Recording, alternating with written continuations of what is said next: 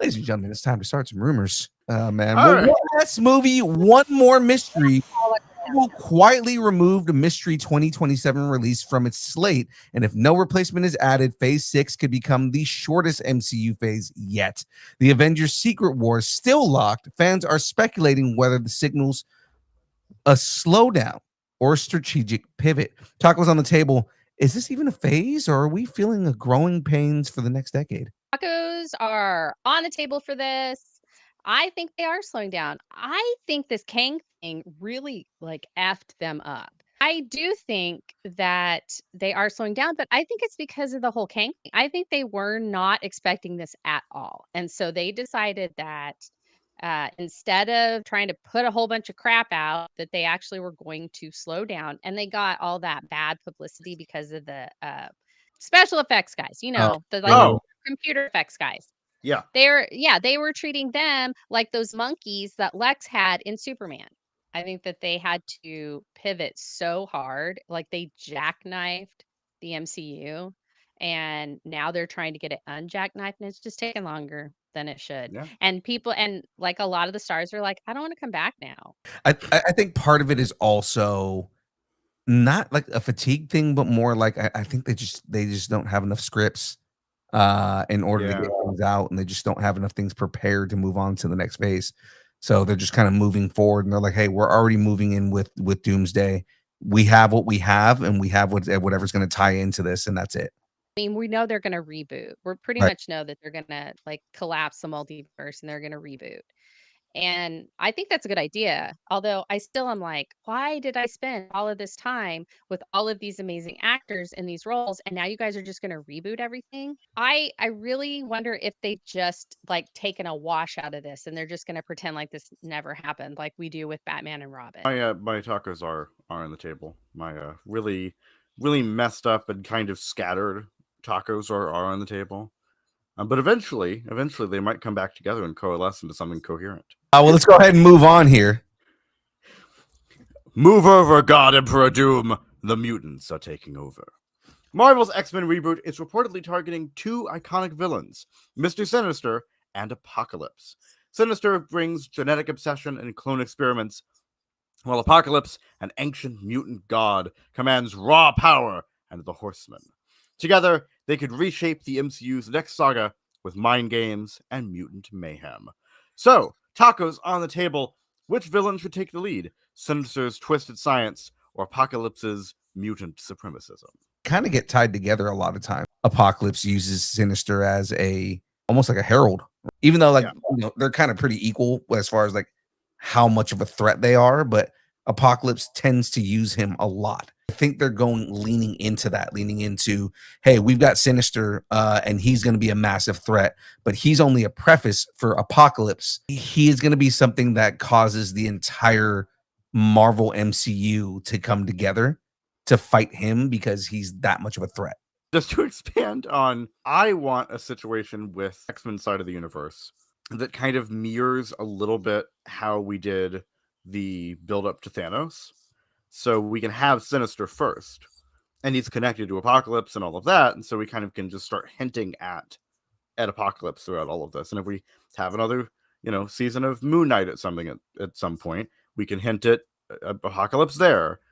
So, and we kind of just build up through villains, and then we can do multiple X-Men movies, and eventually we can get an Age of Apocalypse. I agree with both of you. I think that Sinister will come before Apocalypse because he's kind of like one of his lieutenants. He's not a horseman, but he's like one of his lieutenants. Although that would be a really interesting twist. Yeah. If they made him a horseman, if they did some of those things as Sinister's one of the first horsemen, and then you get get 4 villains, have Sabretooth be a horseman. Ooh. And then have I'm trying to think. I can't think anymore, but there are 2 more I know big villain guys that you could get that aren't necessarily Apocalypse level, because I consider Apocalypse very similar to a Thanos, right? Yeah, absolutely. I mean, and that's I think that's I don't know if he's Galactus level, but I mean, Galactus eats planets. That's That's up there. Yeah. Like, up there. So that's why I I think, guess, like, I guess he's mutant like racist is, like, I is think different. he's Eternals, like, level, and Thanos technically is an Eternal. So Yeah. that I mean, not Eternal, but you know what I mean. Yeah, Eternal. Anyway, never mind. Yeah. Anyway. But I agree with both of you. My tacos are firmly on the table. They have MCU on them. My big purple tacos are on the table. Big purple Okay. tacos. Was that like Barney? Yes, that he never saw. Hey He never kids, saw let's get a food poisoning. single episode of Barney in my presence. I feel like Sinister as Barney would be like, I hate you, you hate me. Let's all create a genocide.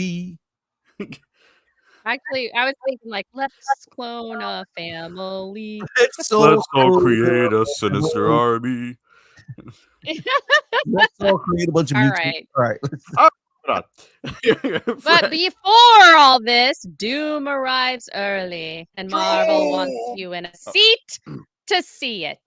A new rumor suggests Marvel will drop the first Avengers Doomsday trailer in theaters ahead of Avatar Fire and Ash on December 19th, 2025.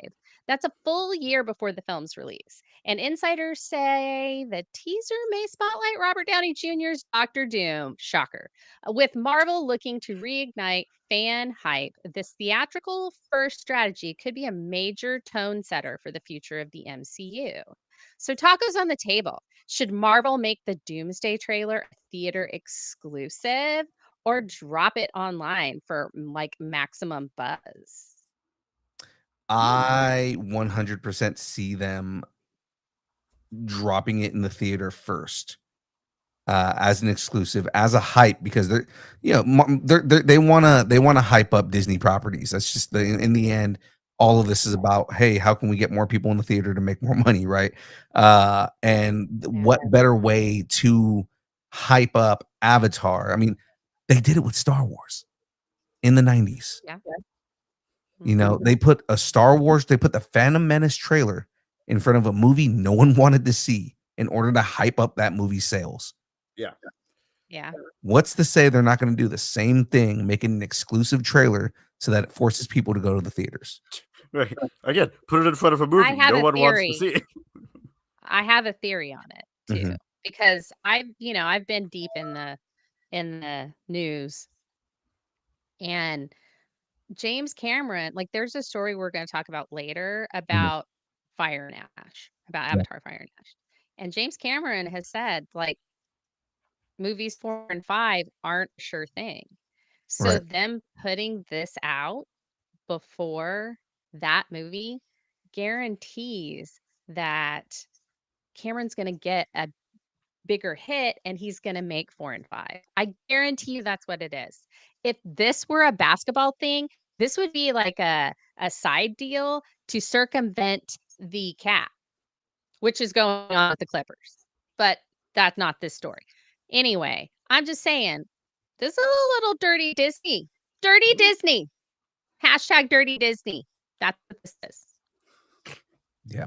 Again, my tacos are on the table. Just to make it clear, mainly just because this is definitely a Disney hype move to get people to go watch. Again, it's something that Lucas has done. It's something they've done in the past. I see them doing it. Yeah. And I agree. My blue tacos with a little like metal mask on are on the table. Sometimes tacos can just be tacos. Yeah. Especially on International Taco Day. Should we start talking about like certain like all the tacos from around the world? Like, just be like, oh yeah, and then we've got we have Asia. It's on my also birria. Woo!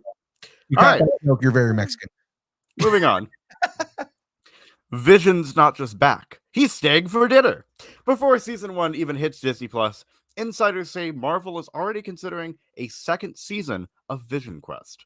Scooper Daniel Richtman teased the possibility with a cryptic, "It could, yes." And early buzz suggests the studio sees long-term potential in Vision's solo arc. If greenlit, it would mark a rare pre-premiere renewal and signal Marvel's confidence in the character's evolution post-WandaVision. So, tacos on the table. If season 2 happens, should it explore a Vision rebuilding humanity or humanity rebuilding Vision? That's a whole ship of Theseus. I see what happens. Ship of Theseus. He did the ship Theseus. Sorry. My tacos are going to be off the table on this one, and it's mainly because they have made a giant point of this being a 3-series arc, and that they are not doing second seasons of any of these series. As much as everybody wanted WandaVision season 2, Disney has already said they are not doing another season of WandaVision. That if they continue on with the story, it takes place in another series. So I don't see them doing, unless they don't finish the story for Vision Quest, which I don't think is happening from what Paul Bettany has made it seem like. He has definitely made it seem like, yeah, no, this rounds out the entire story. So my tacos are off the Did he table. call it like? Didn't he say it was like a Hex trilogy or something? Right. Yeah. So that's where I feel like this is where my tacos are off the table, mainly because of the way that the cast has been talking about it and the way Disney has characterized this trilogy. So I do not think that they are going to do another season of this. Yeah. No, that makes sense. I mean, if we have to conceptualize it, then basically WandaVision was WandaVision season 1, Agatha Long was WandaVision season 2. This is WandaVision season 3. Right. So, and this is supposed to this season of Vision Quest is supposed to close the arc. Right. With Wanda and Vision. So yeah. I'm very excited to see it. I'm very excited to see where the show is going to go. I do not think they're doing a season 2, as much as the scoopers are out there saying, oh, they're going to do a season 2, because honestly, it was probably a joke that somebody made. It was like, man, show was really good. I wish there was a season 2, and somebody took it out of context and said they're making a season 2 because an executive was like made a joke about it. So or they said something like, you like, I'd work with these people forever, season 2, here we come, like, or so, like they were season 2. Like yeah. Gotcha. So my tacos are off the table. All the anticipation just for regular tacos. That was very dramatic. It was. I love that. I wish James were here because it would have really made him mad. He would have set him off. He would have made so many jokes about this. It would have been so good. Let's keep it going, guys. Well, no, my tacos are I haven't said my tacos. Sorry. My tacos are off the table because I agree with what you guys are saying. Also, I would love to see a Wiccan and Speed. I want it to go to them and have them have a season of that. Then maybe we get a Champions or something. Okay, we're going a little too far here. So also it should be called The Adventures of Wiccan and Speed. Like, I mean, look, we can workshop the name. I just mean those are the characters that. Or Wiccans on Speed. Oh no. That's an entirely different show. That's a very different show. A bunch of methed up witches. Fray has apparently, I don't know what's going on there. All right. Oh, we lost her. Okay, well, we're gonna all right, let's move on here. Elektra's timing is, as always, impeccable. After vanishing in the Defenders finale, Elektra is rumored to return in Daredevil Born Again. Her body was never found, and insiders say she may reappear in season 2 or 3, possibly recast or reimagined. With Matt Murdock now in a relationship with Heather Glenn, Elektra's return could spark emotional chaos and tactical tension as Daredevil gears up for war against the Kingpin. Tacos on the table. Is Elektra the spark Matt needs to take down Kingpin, or just another romantic complication? I gotta go first on this one because I have thoughts. Okay. I'm not a fan of this of Elektra coming back. I feel like Elektra had a really good arc in the original Daredevil. And then the Defenders thing. They did her arc, they brought her back. We got to, understand that she also did, like, she worked out with the same instructor that, Matt did and all that stuff. We got all that. So as far as the Elektra stuff, if you want to have her own like special presentation or something, go for it. But I think her relationship with Matt and Daredevil, I think that there's no more in their relationship that you could take out of it. I like seeing them together. Elektra became her own thing. She did her own thing. She's had her own comics. She has her own like rogues and like, so just let's move on. Let's let blossom. Let's let her blossom. And so my tacos are off the table for this. I don't think it's a good idea to bring Elektra back. See, my tacos are on the table for almost the same exact reasoning. Is more so that yes, we did. She disappeared, but the thing is that Elektra is a character that is forever entwined with Daredevil, and it's kind of like, yeah, you can cut her out, but that's also cutting out a big part of Matt Murdock in general. Like, there's always been this kind of on again, off again connection with Elektra, and the thing is that you can write in so many story arcs with Elektra Nachios and just the relationship she has with everybody in that show, plus the interaction she would have with all the new characters that are going to show back up in this.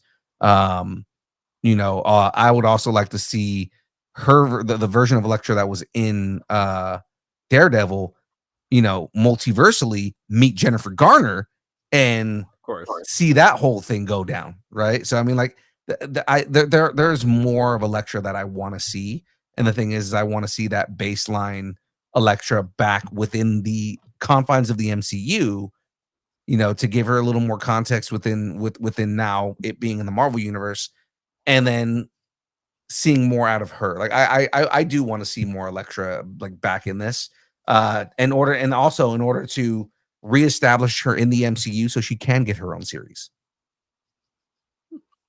And I agree with Phil because money. Well, yeah, there's also that. So. Okay, wow, I've been outvoted. Well, no, we're all getting into And I was look, my, okay. Let's just move on. Tacos. The moment has passed. The moment has passed. All right. Something, Elektra, something. Something. Now, on to the Devil of Hell's Kitchen. Yeah. Now he's lost. Before we do this, I just have to say that Charlie Cox is on my husband list. He is my English husband. That was intentional on my part. So just wanted to go ahead and say that. That was an intentional coming. I had to move my fan because I'm sweating. So, all right. And she's frozen. Go ahead and read, man. On to the Devil of Hell's Kitchen. A recent scoop claims Charlie Cox's Daredevil might suit up alongside Tom Holland's Spider-Man in Brand New Day. The rumor gained traction after Cox dropped out of SpaceCon due to a recent scheduling conflict, though conflicting reports suggest he may be filming This Is How It Goes instead. If Daredevil does appear, it would mark the first time Matt Murdock and Peter Parker team up in costume following their brief legal encounter in No Way Home. So tacos on the table, should Daredevil be a full-on ally in Brand New Day, or just a cameo to keep the street-level vibes alive? I really wanted to say that. Sorry. I hope I did it justice. That's okay. All right. So my tacos are on the table because I actually said this like last week or a week or 2 weeks ago.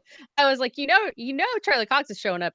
Daredevil's going to be on this. Oh, yeah. It's in and that Frey in the theater is going to scream at that. Yeah. Oh, yeah. It's going to be, as Husband Prime would say, it's going to be 3-breath screamer. 3-breath screamer. I give it a 3-breath screamer. Sounds like a good time. My tacos are also on the table. Daredevil and Spider-Man. Yeah, we've had a quote unquote interaction between the two of them, but I want to actually see them fight. not necessarily each other, but actually no, them fighting each other would be fucking sick. That would. What? Like, Who? so in Brand New Day, Spider-Man and Daredevil. where Spider-Man and Daredevil fight each other, and then they're like, "Why are we fighting?" I don't know. I must have dissociated. Okay. I don't know what I did. Are you okay? Yeah. Yeah, he's just like, "Why are we fighting?" I don't know. You threw a punch at me. It's not water. He hit me first. He hit me. Be literally it. It's like he hit me first. Nah, yeah, my tacos are on the table just mainly because I want to see the two of them together, and then have the two of them go up against Punisher, and almost have like misunderstanding amongst vigilantes. You know what I mean? Like, I would love to see that. Yeah. I think it would be funny if the reason that Spider-Man doesn't go all off on Punisher is because Matt gets in the middle and he's like, dude, let me just explain this to you. And like, really like says, he was my client too. Remember this whole thing? And, and like, he actually remembers who Peter is. Wouldn't that be weird? Like, that would be if funny. we found out that he actually knew who Peter was because he didn't know Peter as a hero.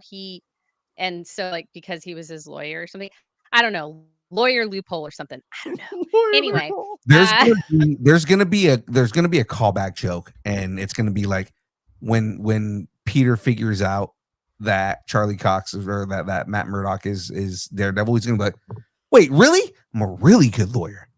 I'm a really good lawyer. Yeah. That'll be amazing. All right, let's move on. So great. But So my really good lawyer tacos are on the table. There you go. Wait, good callback. Thank you. Long memory. All right. Yelena is tangled in everyone's webs. Florence Pugh's Yelena Belova may be stepping into a major connective role across the MCU. Rumors suggest she'll appear in both Avengers Doomsday and Spider-Man Brand New Day, possibly as a tactical lead or a covert operative. With Natasha gone, Yelena could become the bridge between new street-level heroes and global threats. Think spycraft meets superpowers. So, tacos on the table. Should Yelena become the MCU's new strategic anchor, or stay rogue and unpredictable? I mean, it makes all the sense that she is going to be... She's already become the new Black Widow. So, I mean, I see her continuing that role, and essentially picking up where Natasha left off. She's going to be that kind of like tactical background, that person who outthinks everybody, and kind of like the girl in the chair that could also beat the living bejesus out of you. Right. And of course, she's going to be the Oracle. She's going to be the Oracle of this. That's what I meant when I said the girl in the chair, because Oracle's in a chair. The girl in the chair, but also she can still beat the living bejesus out of you. Again, she can punch and shoot. You know what? Now I want Florence Pugh to play Supergirl, Batgirl in the new DCU, because if we have a grown-up Nightwing, then we probably have a grown-up Barbara Gordon. Yeah. And so she would be perfect for that. She actually would be a good Barbara Gordon. And it would. And she looks good as a redhead. Well, yeah, but I mean, it would really throw people off when they realize that she's not really Russian. That would really, yeah. And she also does a really good American accent, because I've seen her in plenty of movies where she's done the American accent. Yeah. Anyway, that was off topic, but still relevant. And my tacos are on the table for this. I definitely want to see more Yelena after the Thunderbolts. I loved her in Black Widow and in Hawkeye, but like, I adore her now. I fucking adore her. She is like exactly what a female superhero should be. Like, she's got that depth. She gets burned out. It's like she's as human could be, but she still goes and gets the job done. And she doesn't ask for anyone to ever say thank you. Yeah. Like I said, Scarlett Johansson ran so that Yelena, Scarlett Johansson ran so that Yelena Belova could walk. So I mean, like, and she's killing it. Her character, and they're so different from each other, although they are similar. I know the saying got fucked up. I don't care. It's okay. It got crossed. This will be a joke. This might be something that ends up being the name of the episode. I don't know, but fucking keep going. I want to mention that. All right, we're moving on. Phil, it's you. Oh, all right. She's whoever you fear the most, and Peter's about to meet her. Woo. Rumors say Brand New Day will feature a female shapeshifter as its main villain, possibly tied to espionage, identity theft, and supernatural deception. Sadie Sink is one of the top names floated for the role, though insiders are split. Some say she's playing an ally, while others hint she could be Shathra. Shathra. That's it. Shathra. Okay. A multiversal wasp-like entity who once impersonated a woman named Sharon Keller to psychologically torment Peter. Oh, God. This already sounds fucked up. Another contender is Melanie. I know. Amen. Yeah, another contender is Melanie Scarafano from Star Trek Strange New Worlds, whose unconfirmed casting has sparked speculation that she may be the shapeshifter in question. With Peter entering a darker emotional arc triggered by MJ's rumored new boyfriend, and whose rumored new boyfriend is probably going to be Jacob Batalon. The shapeshifter could exploit his grief and paranoia, pushing him toward a moral breaking point.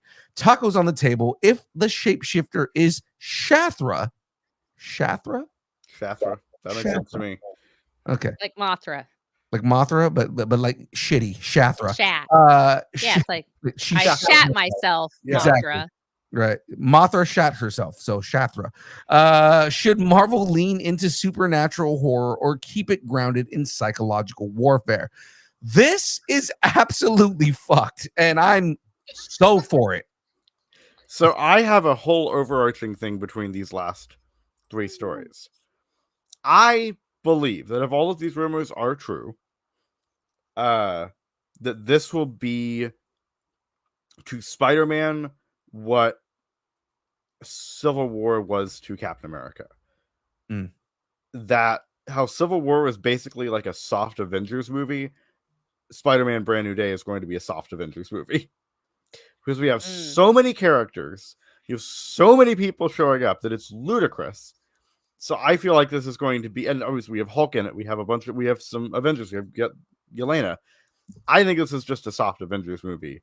They're just calling it Spider-Man.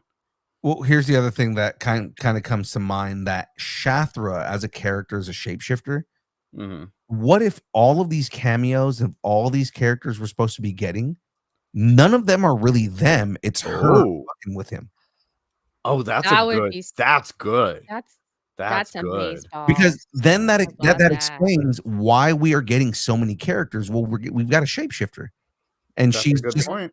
she's just basically impersonating every single person that he loves. Ooh, this is gonna be a real dark Or movie. anyone that he knows, And again, Yeah.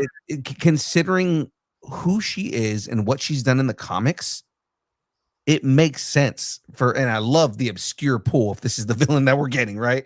But I mean, like, she comes in and, now that explains why we have a Yelena Belova, why we have a Daredevil, why we get all these different versions of different characters, all the rumors of all the characters we're hearing in this. Like, if she's a shapeshifter, maybe she comes in as the Hulk, or maybe she just comes in as Banner.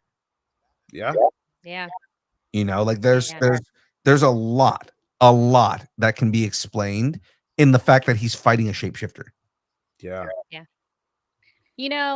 My theory, that's not really a theory, but my take on this is that Sony is just throwing everything at this because they saw how Superman did, and they're like, no, we need more characters.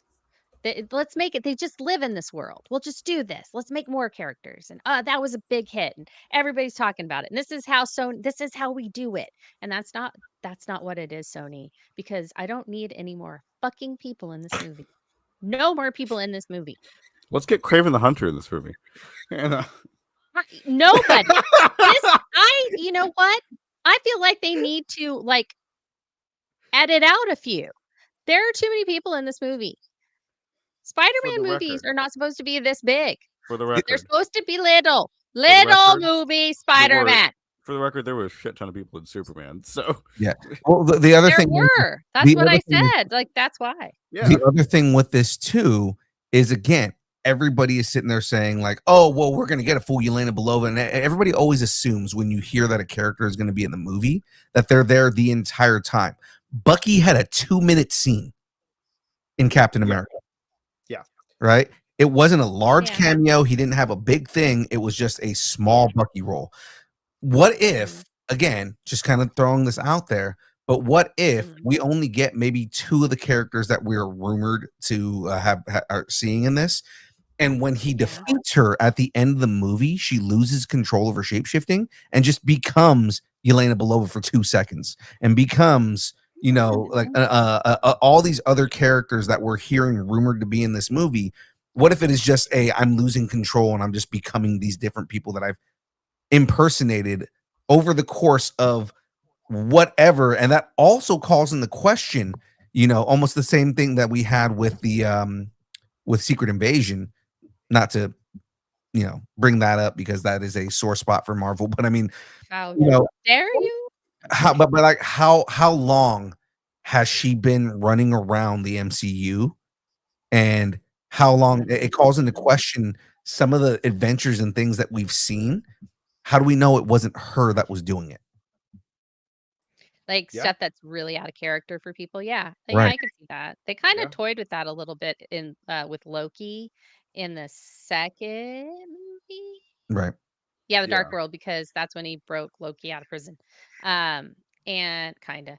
But yeah, they kind of toyed with that because Loki could look like other people, and he did Captain America and and Yeah. who pretended to be Jane, you know. So it was like, yeah, I Yeah. get it.